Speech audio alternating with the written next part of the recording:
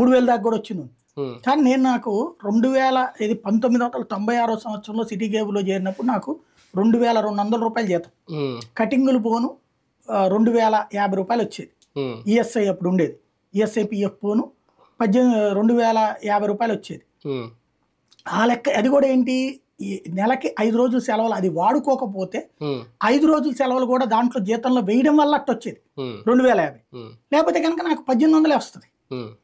ఆ రోజు నుండి చూసుకుంటే నేను దాంట్లో ఒక 5 ఏళ్ళు చేశా, ఆ తర్వాత తేజలో చేశాను, దాంట్లో 5000 జీతం వచ్చేది, సి ఛానల్లో చేస్తే 5500 6000 జీతం వచ్చేది. ఇట్లా లెక్కేస్తే నాకు 10,000 రూపాయల జీతం రావడం టీవీ9. అంటే 96 నుంచి 2004 సంవత్సరం దాకా నా జీతం రేంజ్ అది.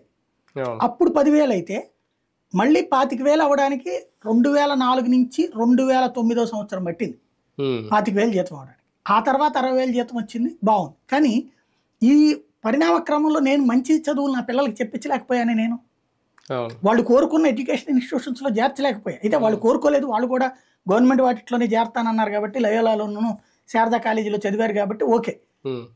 మామూలుగా అయితే కనుక నేను అట్లా కాదులే, పెద్ద దాంట్లో చేరుతురు గారిని చేర్పించాలి కదా. అవును, ఇలాంటి ప్రాబ్లమ్స్ ఇప్పుడు చాలా ఫేస్ చేయాల్సి వస్తుందేమో ఈ ఏడాది. అంటే ఇంకా ఈ ఏడాదికి ఒక రకంగా తల్లికి వందలు లేనట్టే అనుకోవాలా?